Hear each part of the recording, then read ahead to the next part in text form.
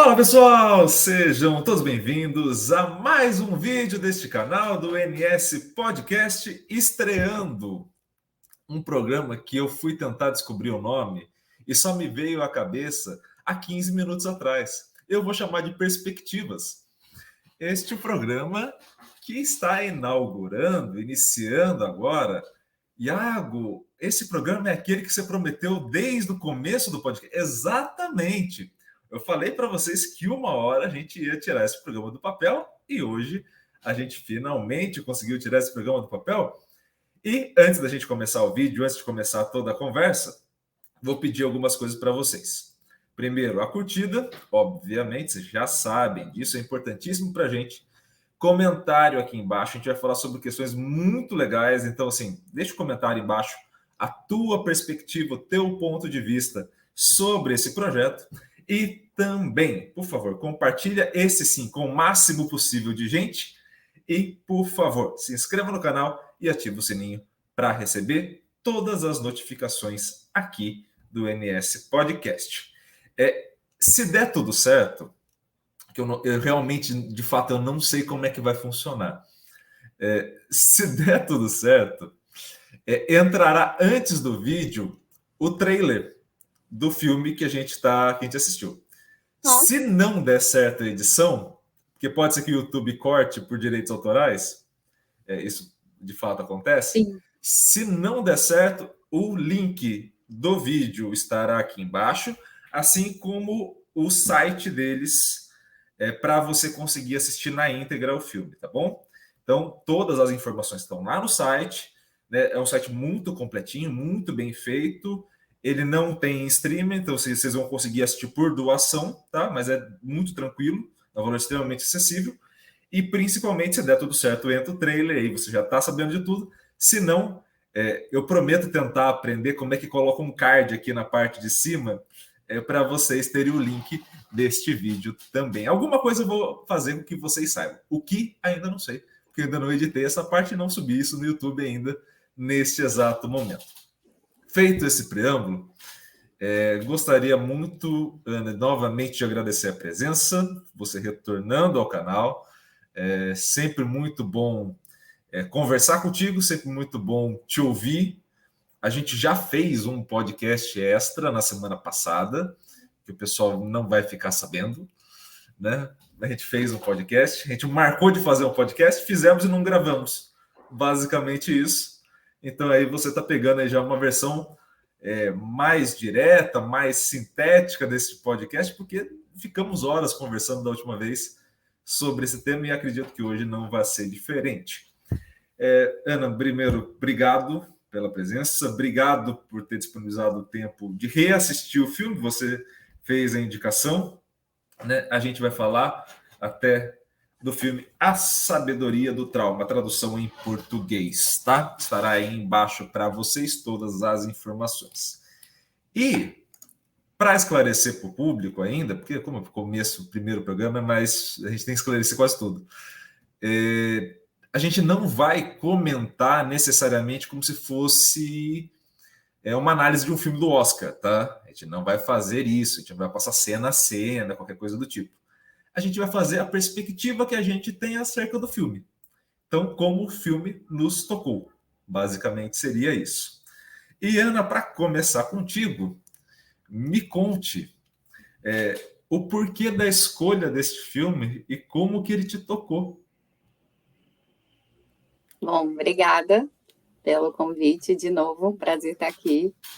E pode me convidar sempre que precisar, que a gente adora falar. A educação é sempre bem-vinda, mas às vezes acaba gerando compromissos desnecessários. Mas, bom, eu escolhi esse filme porque, na verdade, é um documentário, né? Então, A Sabedoria do Trauma, ele é um documentário que conta um pouco sobre o ponto de vista do psiquiatra, o Dr. Gabor Maté, sobre os estudos que ele tem, né, acerca do trauma e sobre como é que a gente é influenciado por isso, né? E ele é interessante porque, se a gente for pensar, né, se a gente for ver a sociedade, a gente tem vários tipos de criação. Então, cada pessoa cresceu de um jeito, cada pessoa teve uma vivência, uma experiência. Algumas pessoas tiveram situações mais vulneráveis, que passaram por coisas mais difíceis. Outras pessoas não. Mas independente, todas as pessoas vão ter seus traumas. Então, assim, esse é um bom ponto de partida da gente olhar todo mundo com um pouco de empatia, né? De não olhar, não tem ninguém melhor que o outro ou ninguém pior que o outro, mas cada um teve seus desafios e tem os seus desafios. E, né, assim, antes de passar a palavra para você de novo, uma coisa que pega muito é quando a gente está nascendo, né? Quando a gente está naquele momento ali que o bebezinho nasce, ele nasce aquele serzinho que está ali pronto para ser traumatizado.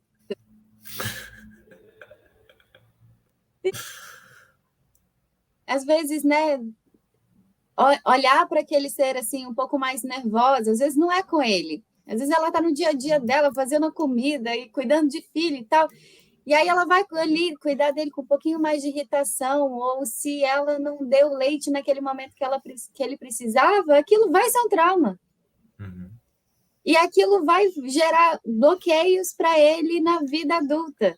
Então, assim, não é só as situações que a gente acha inusitadas, né? E que acontecem também. Mas isso também vai trazer para a gente traumas, que são considerados coisas ruins, mas que são coisas que a gente pode ressignificar. Então, ele fala uma coisa que é bem legal, que o trauma não é aquilo que fizeram com você, mas o que você fez disso.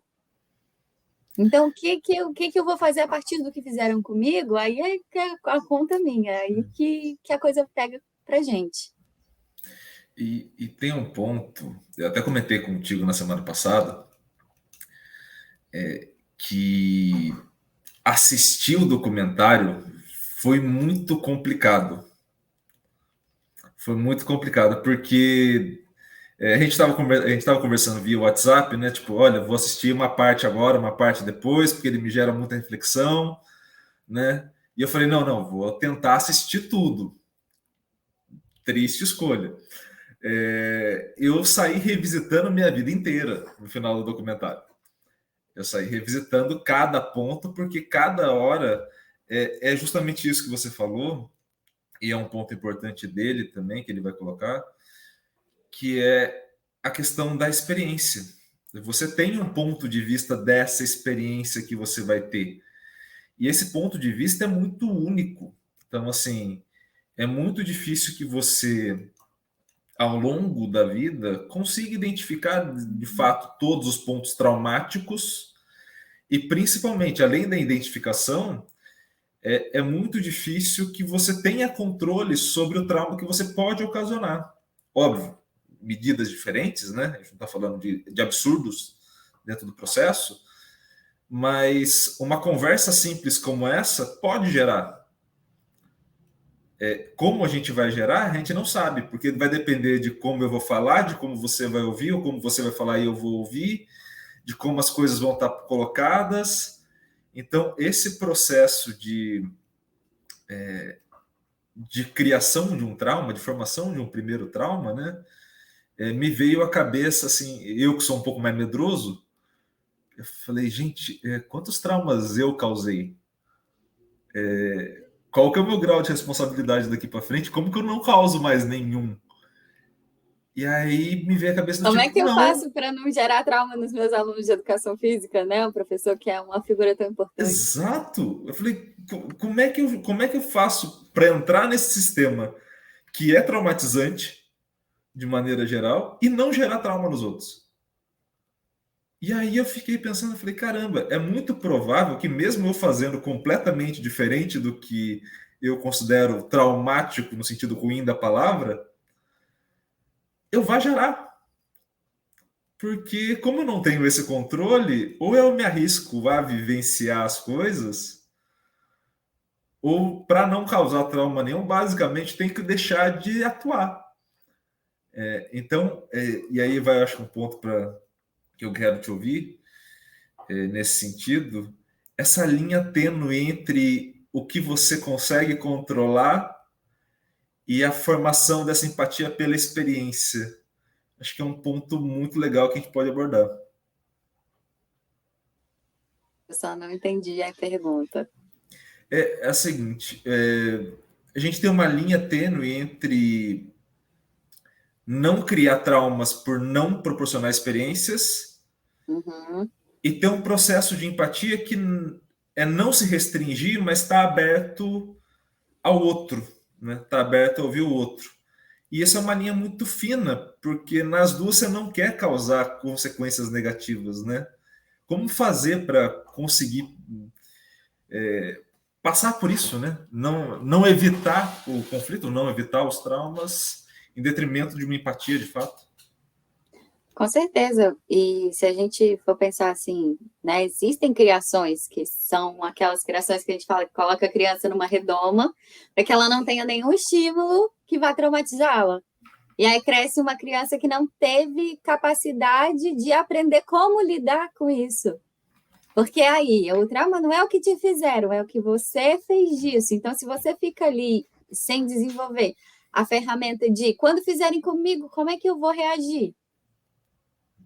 E aí, se eu não tiver experiências nas quais eu vou ter que reagir, mais traumatizado eu vou ficando, porque aí esses traumas eles vão se, né, sedimentando na gente. Porque, por exemplo, eu sofri um primeiro trauma.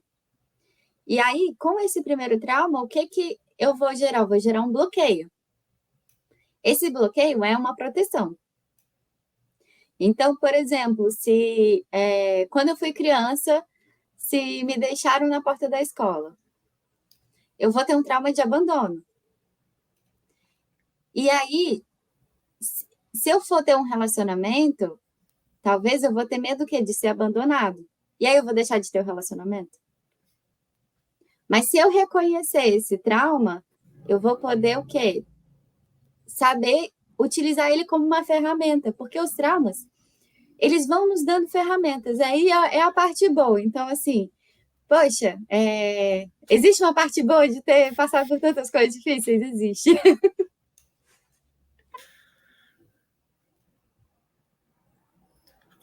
Cortou o Então, seu se som. você... Rapidinho, cortou o seu Voltou? som. Voltou agora. Voltou?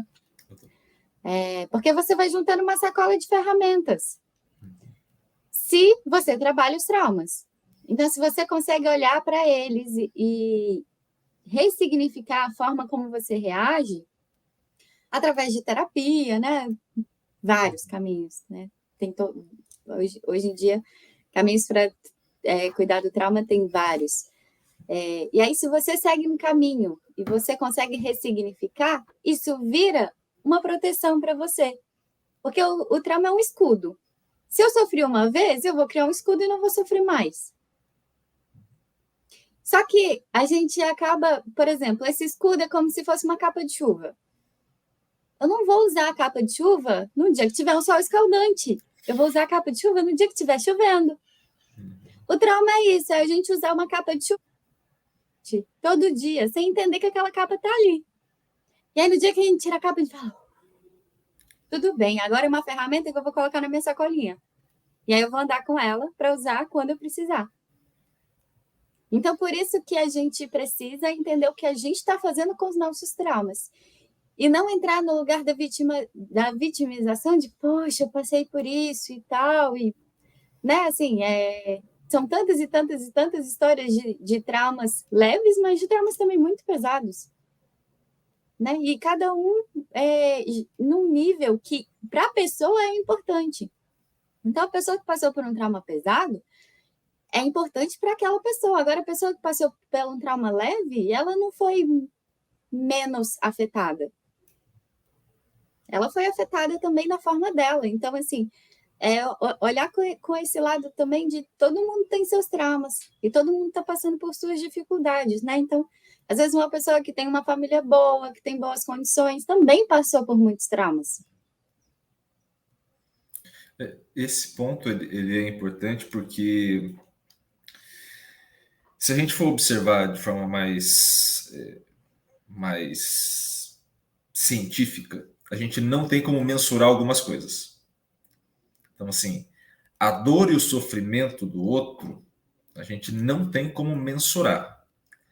Então, o que nos parece muito simples ou muito pequeno, pode ser uma enormidade para outra pessoa.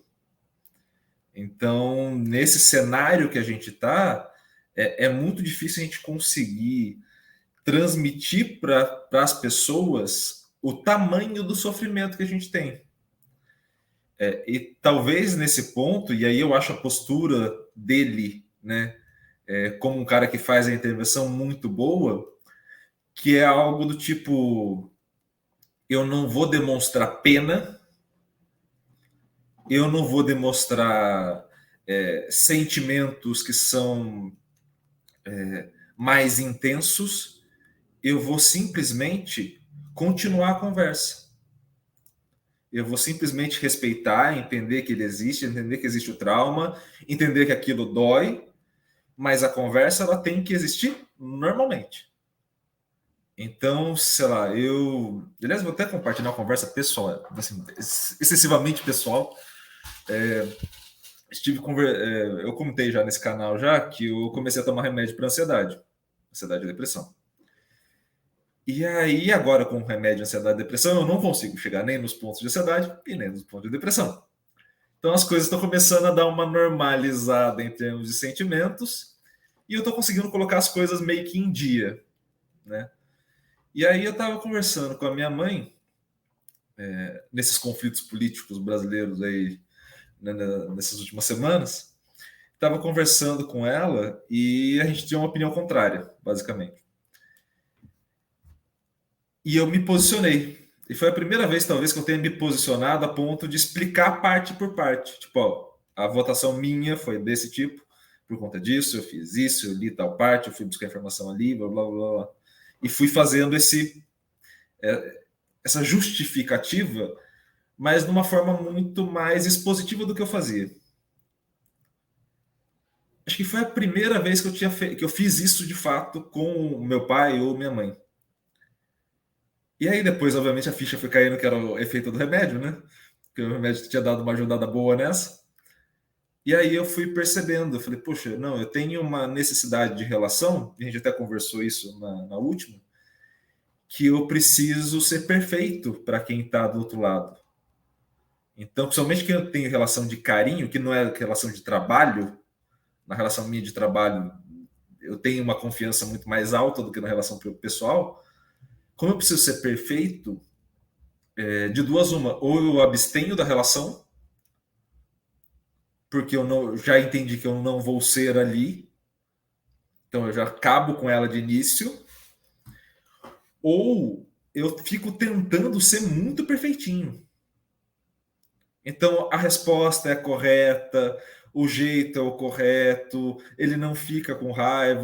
E aí, quando você olha o trabalho, o pessoal fala: caramba, essas duas pessoas não se conversam no dia a dia. E é esse o ponto. A gente vai criando mecanismos, não só de trauma, no sentido de essa proteção, mas a gente sempre vai buscar o prazer, de alguma maneira. O problema é não saber identificar onde está o campo de prazer.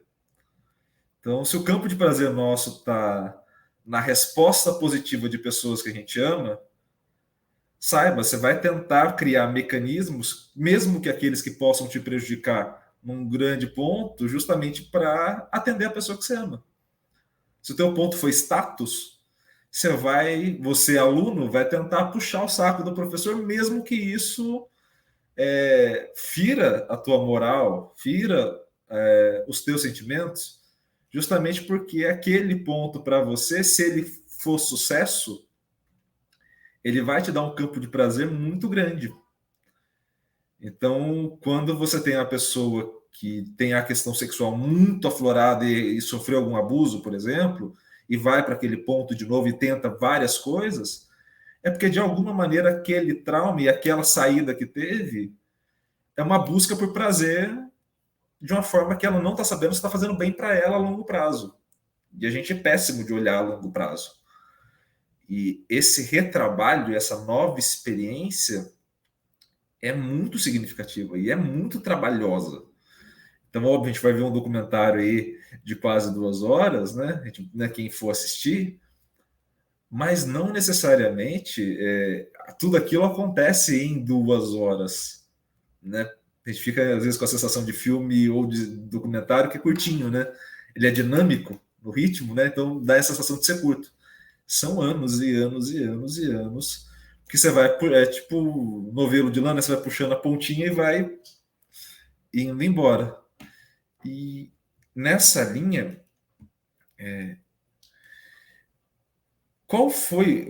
não vou dizer a parte especificamente, mas qual foi a grande reflexão que ele te provocou primeiro? Assim, foi no cuidado, foi na intervenção, foi interno com você, em situações pessoais? O que te provocou mais intensamente esse documentário? O que me provocou foi uma coisa que você já falou, que foi a naturalidade que ele tratou com a questão, que é uma questão que, já que é acometida a todo mundo, né? Então vamos lidar da forma como é, com naturalidade, com cada um também tendo responsabilidade, né? Então, assim, essa autorresponsabilidade também de se colocar, não se, né, se colocar no lugar de vítima e tudo mais, e né, entender que é um processo, e é um processo que a gente vai aprendendo a lidar, vai crescendo com isso e vai deixando, né? Vai deixando as coisas para trás. Mas uma outra coisa também que me marcou muito é quando ele fala dos vícios, né? Que são um alimento para o buraco que a gente sente, né? Para o vazio que a gente vai sentindo. Pode falar. Não, não. É que Não? aqui do lado teve barulho aqui, por isso que eu tirei o microfone. Entendi. E uma coisa assim, hoje em dia, né, os vícios, a gente, na hora que fala, a gente pensa em drogas pesadas, mas não. O vício está em qualquer coisa. Desde que você está fazendo ela de maneira repetitiva e você não consegue viver sem, o vício está no açúcar, o vício está no excesso de internet, o vício está, né, nas drogas, no álcool, na pornografia, no que a gente, né, tem ali que numa intenção de preencher uma coisa que está ali causando um desconforto, né, que está ali gerando um buraco na nossa vida. E é muita coisa, o consumismo também, né? Assim, o consumismo desenfreado, eu preciso ter sempre as coisas, né? E nesse sentido. Então, isso me chamou muita atenção também para esse, esse lugar. E outro dia eu vi um meme na internet que eu achei muito engraçado, que ele falou que o estudante de hoje em dia, para você fazer você pega um vaso de planta, coloca um Dorflex e um Rivotril e rega com café. E que é isso, assim, a gente entrou numa dinâmica tão acelerada das coisas e tão tem que ser perfeito, tem que dar conta, tem que entrar naquela caixinha, que ninguém vai entrar naquela caixinha. E aí, para caber naquele quadradinho, a gente precisa ir se matando de qualquer forma. Aí eu falei, poxa, no meu vasinho vai ter chocolate com café. Então, assim, Compartilhamos essa parte. Então, cada um vai ter os seus auxílios ali para ajudar a lidar com isso tudo que a gente está vivendo, que de fato a gente está vivendo.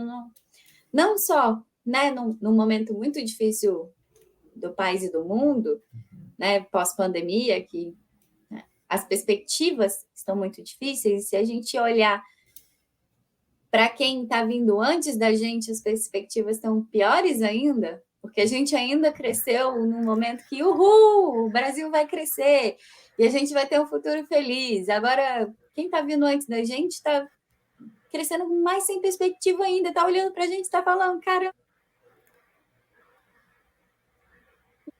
E aí, qual é o estímulo? Sabe? Não tem estímulo nenhum. Né? Uma escola que cada vez mais vai tirando as criatividades das crianças, os sonhos das crianças, assim, toda a forma de expressão e dita, né, o que é se expressar. Uhum. E aí a gente vai perdendo, né? Vai se matando, vai se matando, vai se matando. E aí, o dentro, que era para ir para fora, então as minhas habilidades, aquilo que eu tenho, que era para eu aprender a desenvolver isso, lapidar isso para levar para fora, vai morrendo cada vez mais. E aí eu vou ter que trazendo de fora para dentro. Porque se eu estou vazio, eu tenho que pegar tudo que eu ver na minha frente para conseguir lidar com a minha mente, com os meus sentimentos e com todas essas coisas. E a gente entra num ponto que é muito provocador na vida real, que é o seguinte: como a gente falou, lidar com trauma exige tempo. E se tem uma coisa que falta hoje em dia, é o danado do tempo. Então, quando a gente coloca esse tipo de cenário, é muito compreensivo o número de vícios que você tenha. É justamente nesse cenário de que imagine, e aí eu acho que todo mundo pode fazer essa reflexão com mais facilidade, quem esteja nos ouvindo também. Imagina aquele dia que você chegou morto em casa, assim, exausto, assim, completamente, que você só quer colocar Netflix e o programa mais vagabundo que tiver lá dentro, assim, sem um menor roteiro, só para dizer que você está assistindo alguma coisa, só para ocupar a sua tela. Né? Nesse cenário que eu estou descrevendo, como é que você vai fazer um processo de reflexão? Sobre os teus traumas, sobre as coisas que você vivenciou. Sejamos honestos, e eu estou junto nessa com vocês, nesse dia eu quero pizza, chocolate, café, séries assim das mais bobas possíveis para ficar maratonando. Eu quero me perder nesse cenário todo. E é o natural, porque, de novo, a gente vai buscar prazer toda hora. E nesse ritmo que a gente coloca todo mundo, seja as pessoas que a gente é responsável pelo ritmo ou a gente mesmo, fica um cenário insustentável, porque esse não é um dia. Então, por exemplo, a gente convive no meio acadêmico, esse dia de exaustão não é um dia. Não um dia por ano que você tem um dia de exaustão. Vira quase todo dia. Se vira quase todo dia, há um processo muito ruim, que é eu perco a minha qualidade de vida, porque eu vou começar a ter esses vícios como ponto de partida. Então, quem nunca criou vínculo no meio acadêmico indo tomar litros de café? Vira padrão. Depois que eu comecei a falar sobre essas questões de saúde mental, o número de pessoas que já me vieram falar que tomam um remédio que eu não sabia, que nunca haviam contado para mim, é gigantesco. Então a gente está olhando para um cenário onde tudo está virando muito automático, muito rápido, e as pessoas não estão tendo esse tempo, nem essa energia para dedicar para um processo que demora, que é cansativo. Então, nesse cenário todo que a gente está observando, e é muito complicado, a gente precisa urgentemente lembrar, assim, e eu não vou tentar o convencimento pela saúde, que eu sei que não funciona tão bem, porque, de novo, pensamento a longo prazo é mais difícil do que pensamento de curto prazo. A pizza vai me vencer nessa linha de raciocínio. Mas, pensando, por exemplo, no nosso caso da ciência, a gente precisa lembrar que, historicamente, ela foi produzida a partir da criatividade. Ela não foi produzida a partir de processo. Isso foi indústria. A ciência foi produzida a partir de criatividade. Por mais que a gente tenha feito uma certa romantização do cara isolado na torre, muitas vezes era criatividade. Qualquer descoberta parte do pressuposto de uma inovação, de algo novo. Nesse cenário que a gente está, façam as contas todo mundo da maneira mais óbvia do mundo. Se eu estou cansado, se eu não estou conseguindo ter tempo para refletir, se eu não estou conseguindo tempo para ser criativo, se eu não estou conseguindo ter. Como é que você desenvolve uma área de ciência? Qualquer uma. Não precisa ser a nossa, específica da educação física. Como é que você desenvolve? Qual que é o desafio que você coloca? Quando você coloca uma carga horária para o aluno cumprir 200 mil horas de aula de graduação, o que você está querendo desenvolver nele? Essa é uma pergunta muito importante. E nessa. Eu falo demais, a garganta não aguenta mais. A garganta já não vai Pode tomar uma aceitar mais. água. Né? Pô, é podcast, é vídeo do outro canal, a garganta já não está aguentando mais. E nessa linha, para passar a palavra para você, a gente conversou muito sobre a questão desses traumas na nossa área, e a gente está falando, obviamente, de meio acadêmico no geral, tá? Não especificamente de onde a gente está. Né? Como que você vê os desafios da nossa área frente aos traumas de todo mundo? Muito interessante, não, tudo que você falou, e muito bem pontuado. Eu acho que a gente está tornando, né?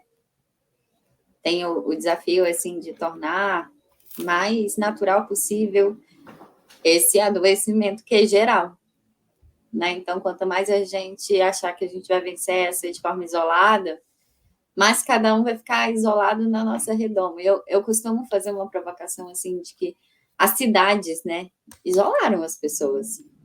Tá cada um isoladinho ali no seu cubículo e você não conhece ninguém que está ali ao seu redor.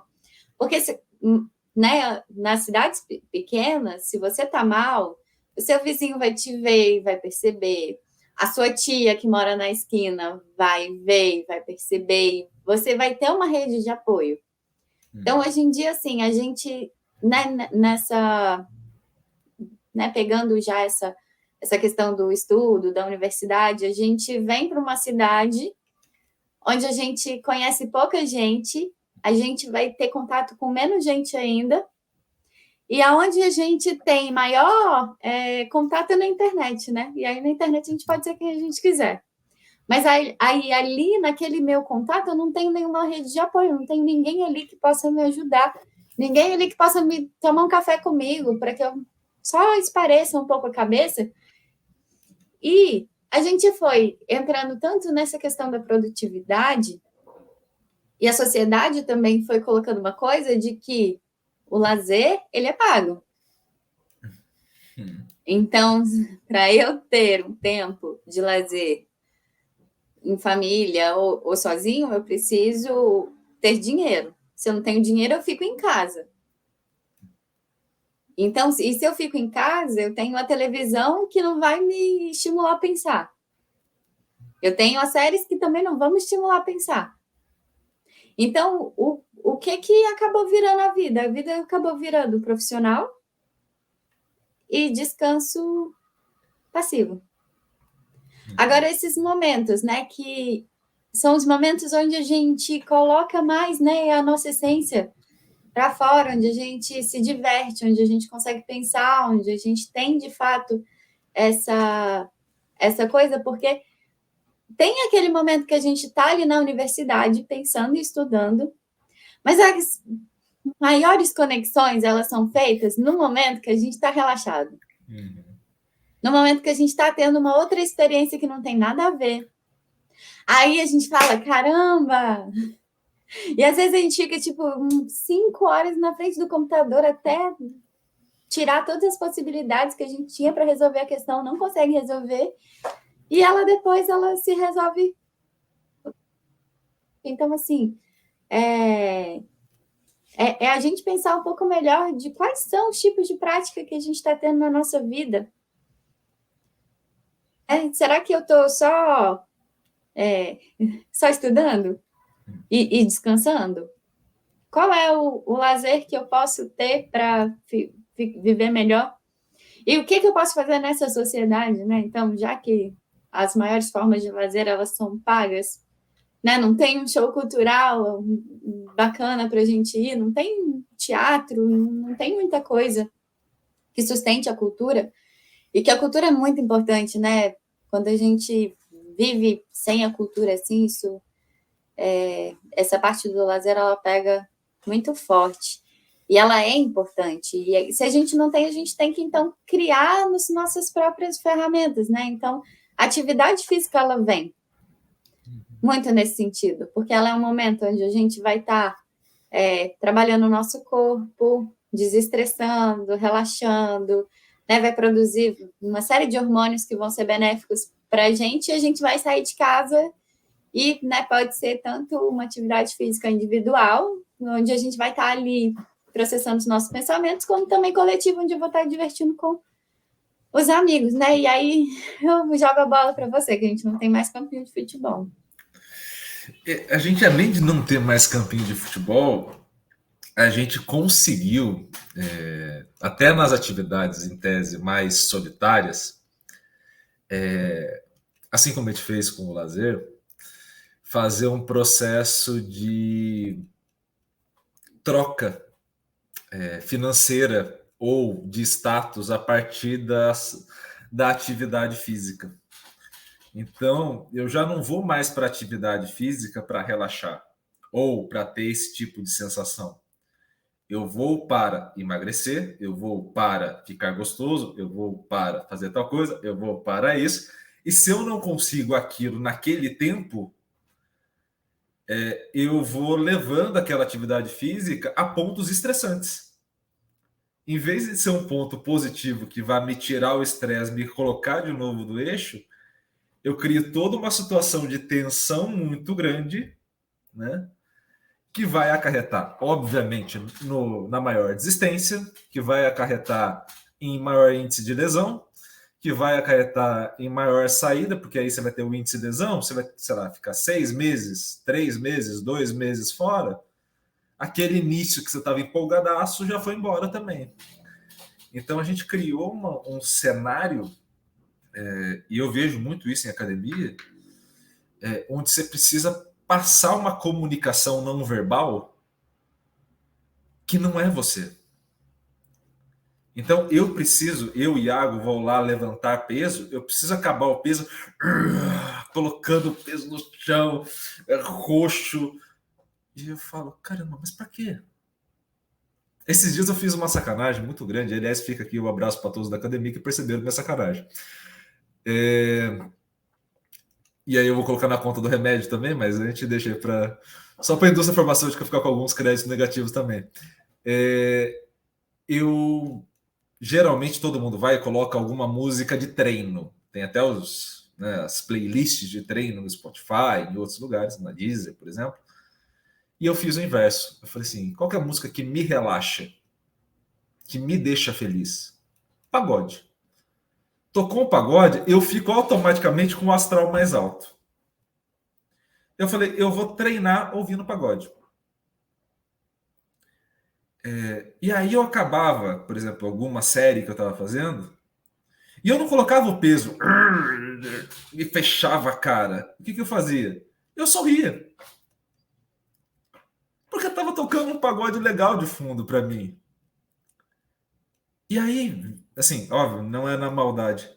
Algumas pessoas vieram me perguntar, olha a pergunta como ela não faz muito sentido. O porquê eu estava feliz.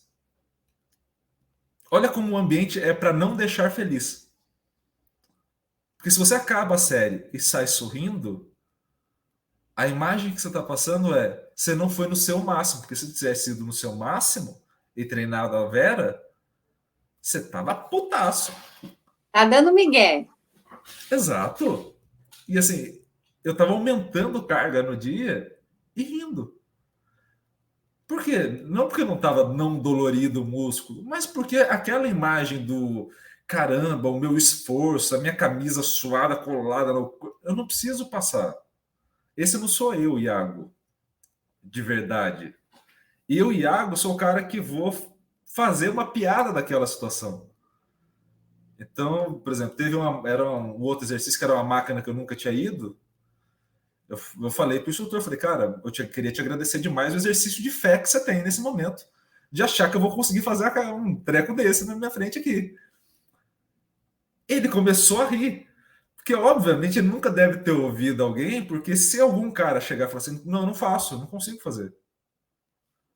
Ele mexe com masculinidade, ele mexe com o status do ambiente, ele mexe com uma série de coisas. Ele mexe com uma questão que a gente tem em sociedade, que é não admitir que a gente tem dificuldade nas coisas. São, assim, e na graduação, e na pós-graduação, em todos os lugares que a gente vai, a dificuldade das pessoas falam assim, não, não sei, não estudei. E as pessoas olham e falam, caramba, como assim você não estudou? Por exemplo, no meu caso, eu estudei futebol a vida toda. Eu não sei quase nada de futebol. E eu sei que eu posso estar jogando contra a minha profissão inteira, tá? Mas assim, por que eu não sei? Porque se eu for entender a educação física, todas as áreas que podem compor a educação física, eu sei uma parte de uma modalidade. Que eu não sei todas as partes fisiológicas, que eu não sei todas as partes de lesão, que eu não sei todas as partes de intervenção da parte da psicologia.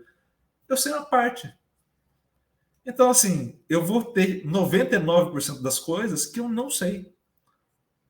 E eu tô querendo, e assim, a gente passa a querer embutir nos alunos e em todos os lugares que a gente tem esse no pain, no gain, que eu particularmente odeio, de caramba, não, tá doendo, que bom, sinal de crescimento, vai lá e continua até lesionar. E você fala, caramba, não é isso não. Você, saiba mais que você não sabe. E tá tudo bem, até mesmo em relação ao teu próprio trauma, porque senão a gente entra no. E eu fiz essa reflexão depois que eu estava assistindo o documentário.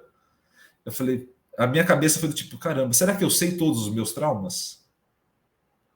Será que eu consigo lidar com todos eles? E aí eu comecei a pensar, falei, caramba, eu e Iago estamos fazendo a performance do meu trauma. Eu estou querendo performar no meu trauma. Assim, eu estou querendo me competir comigo mesmo num negócio de trauma. E aí eu pensei, falei, pô, é capaz de acontecer isso em termos de reflexão para uma galera que é do tipo, não, eu preciso saber tudo o que acontece comigo. Eu tenho domínio sobre mim. E aí chega um ponto, que eu acho que é um ponto que, que eu quero te ouvir também, que é sobre essa questão de você não ter pleno conhecimento sobre tudo e sobre toda hora, sobre todos os momentos. E de como que você enxerga essa necessidade de lidar com a incerteza. Eu acho que esse é um grande ponto que fica de pano de fundo ao longo do documentário, que é você lidar com as suas incertezas de coisas que você não conhece. Como lidar com essa incerteza do dia a dia? A gente tem uma necessidade muito grande de controlar tudo, né? A gente quer manter tudo no nosso controle, a gente quer prever tudo, porque a gente não quer ser pego de surpresa, porque a gente não quer falhar, porque a gente não quer sofrer, porque a gente não quer se decepcionar, porque a gente não quer viver. Porque viver, se você está na vida, colocando a cara a tapa, você vai sofrer, você vai se decepcionar, você vai sentir. Então, tudo vai nessa questão do sentir. E aí eu vou puxar agora um pouquinho a sardinha para mim, porque eu vou falar de respiração. Então, aí a gente pensa, vamos entrando nessa parte do trauma, né? Quem escutou o podcast que a gente fez, talvez deve se lembrar, mas eu expliquei um pouquinho sobre como é que a criança ela para de respirar, né? Como é que ela vai perdendo a respiração. Porque ela não vai querendo sentir. Então, se eu tô ali chorando com fome, tô com fome, mãe, chore, chore, chore, chore, chore, aquilo lá é uma dor legítima daquela criança, ela tá de fato sentindo aquilo. E deixa ela chorar assim. Chorar é bom, chorar faz bem para a saúde. O ruim é quando a gente cresce, a gente para de chorar. A gente seca, né? Porque a gente perde o quê? A capacidade de sentir. E a gente vai alojando isso no nosso corpo. Porque se a gente não sente uma coisa conscientemente, a gente vai sentir inconscientemente. Então, de alguma forma, aquela tristeza, aquela dor, aquele sofrimento que eu passei naquela situação vai se tornar uma doença, vai se tornar alguma coisa que vai somatizar de algum jeito dentro de mim e eu vou ficar ali tendo que trabalhar inconscientemente aquilo. Então, essa necessidade de controle está nesse medo do sentir. Por que eu não Cortou o áudio de novo. Voltou? Voltou, né? Por que eu não posso sofrer? Por que eu não posso sentir? Por que a gente está aqui na vida só para ser alegre e feliz? A gente não está aqui na vida só para ser alegre e feliz. E tem seu fim, tem seus ciclos. E aí a gente precisa o quê? Saber usar essas ferramentas que a gente tem na caixinha de ferramenta do trauma para conseguir fluir da melhor forma. E fluir da melhor forma nessas situações é deixar cada emoção fazer o papel dela. Então, se eu estou triste, deixa eu ficar quieto, olhar para dentro e pensar no que aconteceu. Se eu estou com raiva, então deixa eu agir, colocar meu limite naquela situação que não está me fazendo bem. Mudar, de alguma forma, a rota de onde eu estava indo, do que estava acontecendo. Porque a raiva tem essa pulsão de ir para frente, de agir. Não é a raiva agressiva que é destrutiva. Então, é a gente olhar para cada emoção, deixar que ela tome conta da gente sem medo de ser feliz, para que a gente precisa o quê? Deixar o nosso corpo passar tudo, passar alegria, passar tristeza, passar dor, sem ter medo de que isso aconteça, porque o medo, ele em si ele não vai fazer nada, porque ele não vai te poupar. Ele estando ali, ele não vai te poupar de sentir essa dor. Ele vai só ser mais um bloqueio, mais uma para enfrentar. Então, a criança, ela vai entendendo que ela não quer sofrer e ela vai trazendo a respiração dela mais para cima. Porque é lá na parte de baixo abdominal onde estão o contato com as emoções. Então, se eu ficar respirando só nessa parte de cima, que é o que a gente faz, e que deixa a gente até mais magrinho, e aí fica até melhor, a gente fica só aqui, a gente não entra em contato com lá, e aí não dói. Não dói naquela hora, naquele momento. Mas vai doendo e vai somatizando ao longo do tempo, ao longo dos anos, até o momento que a gente explode, que a gente entra numa depressão, que a gente entra numa crise de ansiedade, porque a gente foi acumulando tudo isso. E a gente precisa, então, aprender a soltar, a liberar essa atenção, a não ter essa coisa do tem que controlar, eu posso deixar a coisa fluir e eu posso estar mais na presença, respirando, para que quando as situações irem acontecendo, eu vou me adaptando a elas. E aí eu preciso de ter experiências para cada vez mais ser adaptável, que é a seleção natural, né? Então, a adaptabilidade na vida, ela é necessária. Então, é necessário que eu saiba lidar com todas as situações e todas as coisas, né, mais, de maneira mais fluida possível. E esses dias eu vi um texto muito legal que eu queria compartilhar com vocês, que é um manifesto sobre o direito de respirar. Porque a gente não entende que a maior parte do tempo a gente está tampando essa respiração que me coloca em contato com o outro, que me coloca em contato com o sofrimento, em contato com a dor, em contato com a vida.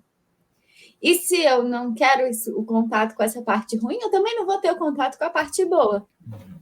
Não é seletividade, é tudo ou nada. Ou eu tenho contato com tudo, ou eu tenho contato com nada. E a gente vai deixando que as coisas, os lugares, as situações, as pessoas nos sufoquem sem que a gente perceba. Então, será que a gente tem noção se o nosso ambiente de trabalho, ele te faz respirar bem ou ele te sufoca? Como é que você se sente lá? Será que quando você está lá, você respira feliz ou você está lá, tipo, travado, em apneia, receoso, com medo? E aí, repara se você está respirando de fato. Sim. Isso. Porque isso. E o ambiente onde eu não posso respirar é um ambiente onde eu não posso viver. Então, esse é um ponto extremamente importante, porque a gente olha para esse cenário e são poucos aqueles ambientes onde a gente consegue, hoje em dia, respirar com tranquilidade. Que a maioria dos ambientes são tensos, né? E a gente cria essa tensão de fato. Eu ia compartilhar um manifesto, mas meu celular acabou a bateria. Não, você tem esse texto Aí, Tenho, né? Eu tenho. faço questão, deixo na descrição do vídeo. Você me manda, eu deixo aqui na descrição do vídeo. Ou o link ou o texto na íntegra mesmo, sem o menor problema. Então, assim, Sim. vocês estão curiosos aí do outro lado para saber qual que é o texto? Estará aqui também na descrição do vídeo. Então, todo mundo terá acesso. E aí, quando você estava falando, me veio à cabeça. Acho que foi a minha, talvez, melhor meditação que eu fiz, que parte muito do controle da respiração. Eu fiz uma meditação uma vez, aqui nessa casa, inclusive, num momento tenso pra caramba, assim, era um momento de trabalho, um momento de tensões muito grandes, de transições, né, profissionais da época. E eu sempre faço ali perto, próximo à janela, por conta do ar, por conta do vento, né, facilita um pouco mais o fluxo. E eu não estava conseguindo, o corpo tenso, tudo tenso. Falei, caramba, hoje está difícil fazer. Num determinado momento, eu consegui relaxar todo o corpo. E aí todo mundo pensa na meditação como um negócio tipo zerar a mente. E na verdade é você colocar as coisas no devido lugar. É você não se conectar com tudo que está na tua cabeça ao mesmo tempo. É outra conversa. Aquelas coisas ainda vão continuar passando na tua cabeça. E me veio as principais coisas mais, assim, mais intensas. Eu terminei essa meditação chorando. Confesso para você, eu terminei essa meditação assim, olho vermelho, assim, aquele olho vermelho de chorar. No meio da meditação você não consegue recuperar rapidamente o corpo, né? Então você não consegue sair da situação. E aí você desaba de chorar e só vai desabando, porque você não vai conseguindo voltar com o corpo para você mudar, ir tomar uma água, cortar o fluxo, né? E eu desabei de chorar. Quando acabei, assim, quando eu consegui voltar, porque eu já tinha chorado tudo que eu queria, eu voltei 20 vezes mais leve. E aí me veio a reflexão do tipo assim, não, assim, eu precisava disso. Eu sei que se alguém olhar de longe, se eu filmasse essa cena e colocasse isso para todo mundo analisar, provavelmente as pessoas falariam: este momento do choro foi o pior momento dele do dia.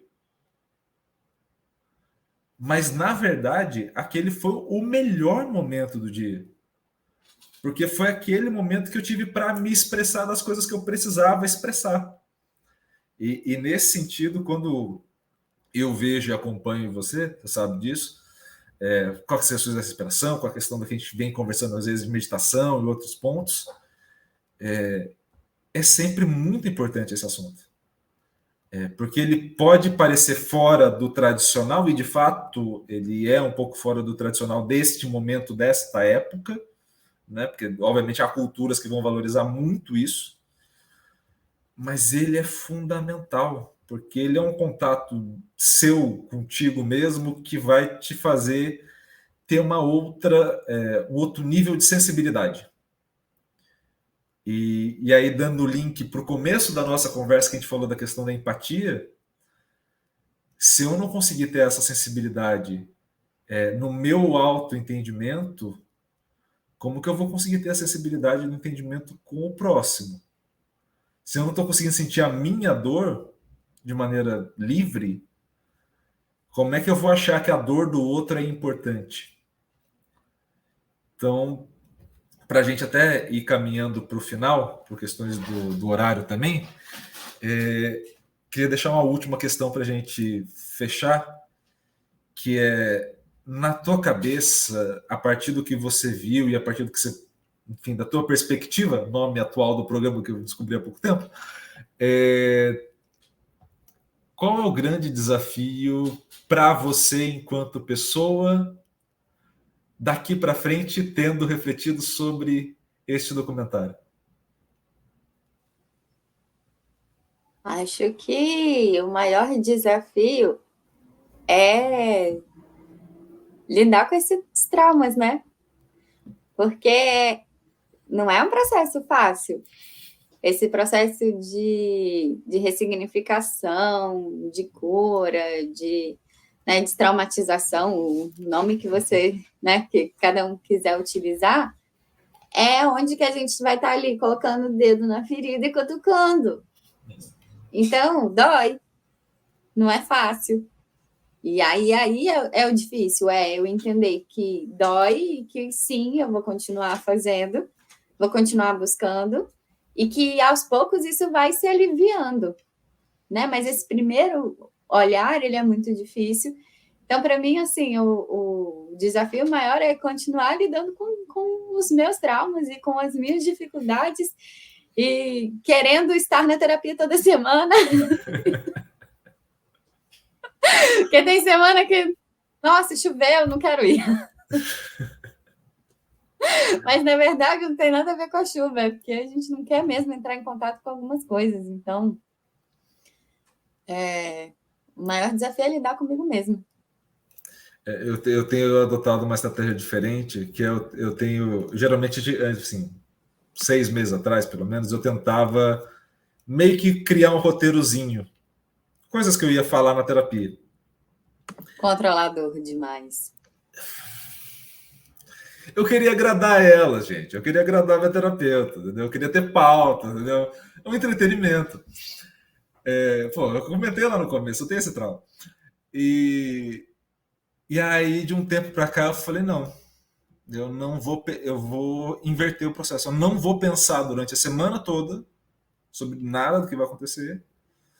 Na hora que ligar, a primeira coisa que me vier à cabeça vai ser o ponto de partida. E dali eu vou destrinchando.